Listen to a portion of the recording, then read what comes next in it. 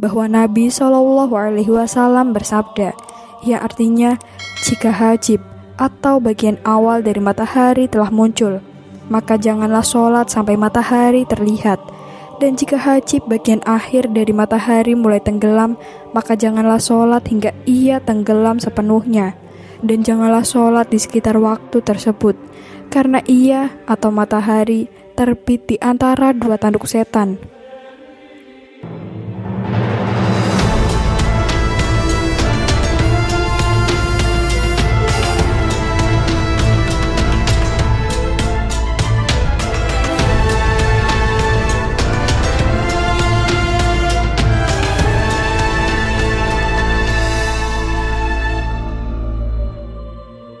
Assalamualaikum warahmatullahi wabarakatuh. Halo Sobat Muslimpedia, semoga Allah selalu menjaga antum semuanya. Dan di video kali ini kita akan membahas tentang penjelasan hadis tanduk setan dari timur. Hadis yang menyebutkan akan adanya fitnah atau kerusakan dan kesesatan di tengah kaum muslimin. Di antaranya menyebutkan bahwa fitnah akan datang dari timur, tempat munculnya dua tanduk setan. Dari Abdullah bin Umar radhiyallahu anhu, beliau mengatakan, yang artinya Nabi bersabda dalam keadaan menghadap ke arah timur, sesungguhnya fitnah atau kesesatan itu datang dari sana. Sesungguhnya fitnah itu datang dari sana. Sesungguhnya fitnah itu datang dari sana. Dari sanalah akan muncul dua tanduk setan.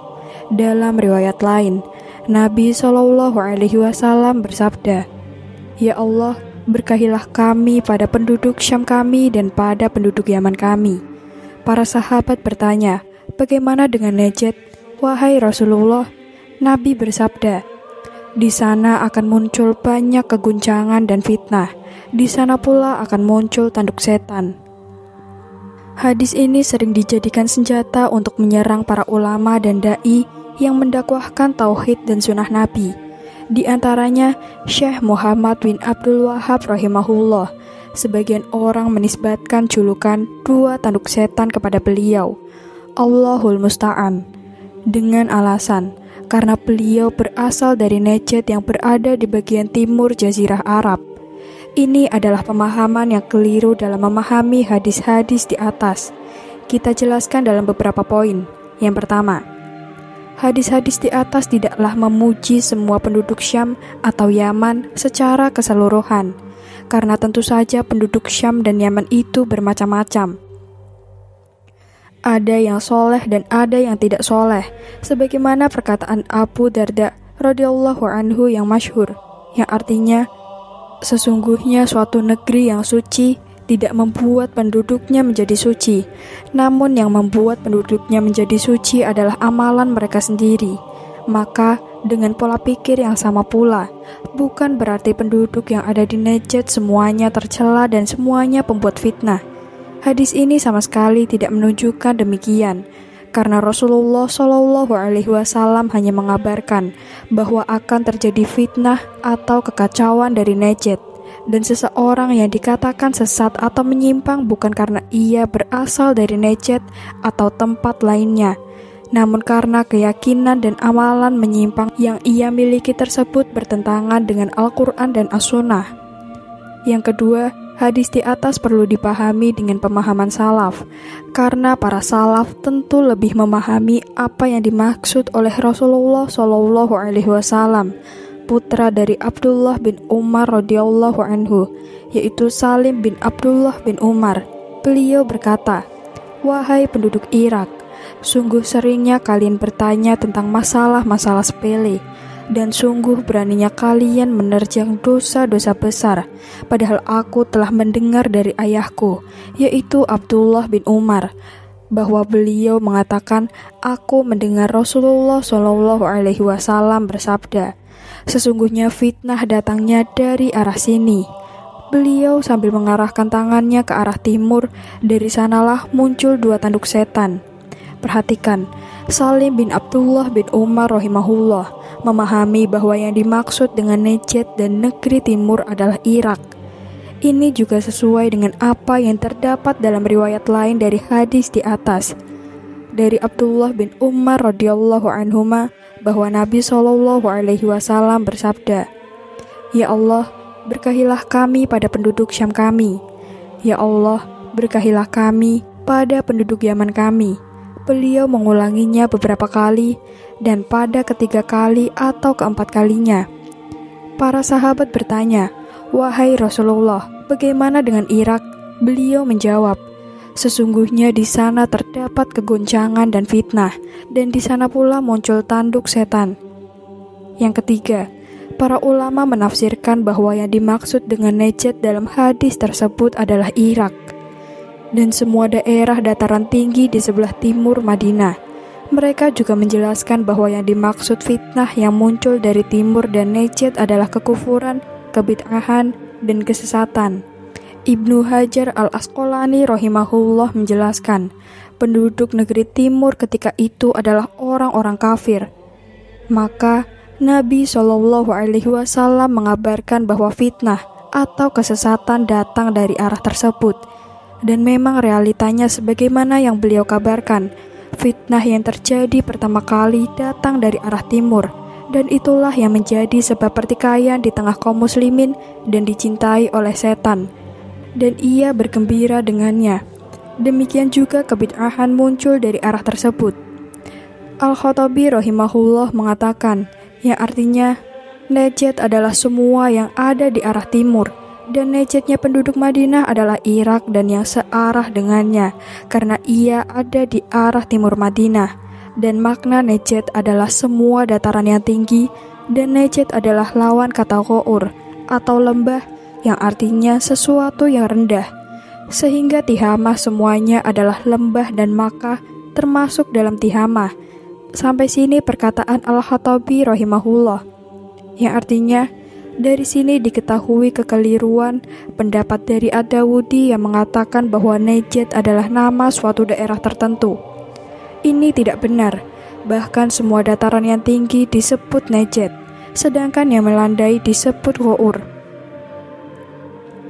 Penjelasan Ibnu Hajar rahimahullah ini sudah cukup jelas dan gamblang, walhamdulillah. Keempat, menafsirkan dari sanalah muncul dua tanduk setan dalam hadis bahwa itu adalah person tertentu.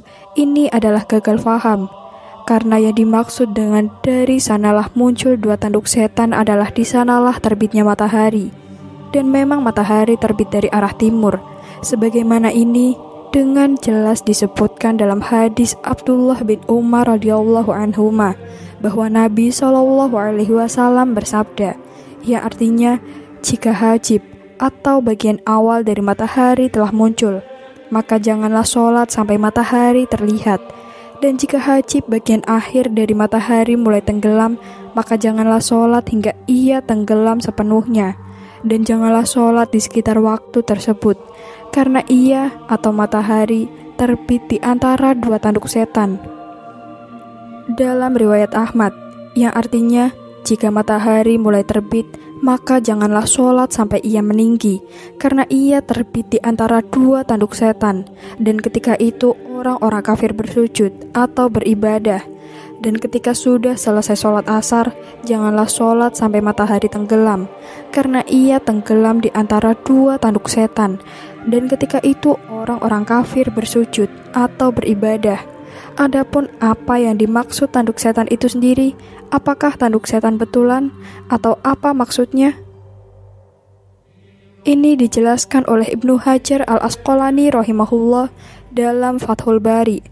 Adapun perkataan tanduk setan ini ditafsirkan oleh Ad-Dawudi bahwa maksudnya adalah tanduk setan secara hakiki, dan dimungkinkan maknanya adalah kekuatan setan dan sarana-sarana setan untuk menyesatkan manusia. Ini penafsiran yang lebih bagus, dan pendapat lain bahwa maknanya adalah setan menggabungkan kepalanya dengan matahari ketika ia terbit, agar orang-orang sujud kepadanya. Pendapat lain bahwa di matahari ada setan yang ketika matahari terbit, maka ia terbit di antara dua tanduk setan. Sehingga semua penafsiran tanduk setan ini merujuk kepada tanduk setan yang hakiki, atau sifat-sifat yang termasuk perbuatan setan dalam menyesatkan manusia. Sehingga tidak benar jika tanduk setan ini ditafsirkan sebagai individu-individu tertentu dengan mengatakan si fulan adalah tanduk setan dan si alan adalah tanduk setan. Yang kelima, andaikan Najd adalah nama negeri tertentu sebagaimana yang mereka klaim padahal tidak demikian, maka apa dasarnya memastikan bahwa fitnah dan tanduk setan yang dimaksud hadis adalah Syekh Muhammad bin Abdul Wahab dan para ulama Najd rahimahullah? Mana dalil yang menunjukkan hal ini? Lalu bagaimana mengetahui mana penduduk Najd yang demikian dan mana yang bukan? Apakah patokannya hanya perasaan dan sentimen tertentu? Allahul musta'an wa alaihi at-tuklan. Dan telah dijelaskan bahwa fitnah yang datang dari Najd atau dari negeri timur yang disebutkan dalam hadis maksudnya adalah kekufuran, kebid'ahan, dan kesesatan. Lalu apa kekufuran, kebid'ahan, dan kesesatan yang dibawa oleh Syekh Muhammad bin Abdul Wahab dan para ulama Najd rahimahullah sehingga mereka dituduhkan sebagai biang fitnah? Padahal realitanya mereka mendakwahkan umat kepada Al-Quran, Sunnah dengan pemahaman salafus sholih terutama dalam bab akidah. Justru mereka memberantas kesyirikan dan kebid'ahan dengan ilmu bukan hawa nafsu. Yang keenam, taruhlah bahwa fitnah dan tanduk setan adalah Syekh Muhammad bin Abdul Wahab dan para ulama Najd rahimahullah, maka ahlu sunnah tidak pernah menjadi mereka sebagai patokan kebenaran serta tidak pernah mendakwahkan umat untuk berfanatik buta kepada mereka. Yang menjadi patokan kebenaran adalah Al-Quran dan As-Sunnah. Andaikan Syekh Muhammad bin Abdul Wahab rahimahullah menyelisihi Al-Quran dan As-Sunnah, maka kita tinggalkan pendapat beliau. Di antara buktinya adalah para ulama ahlu sunnah mereka mentahrij hadis-hadis dalam kitab Tauhid karya Syekh Muhammad bin Abdul Wahab rahimahullah.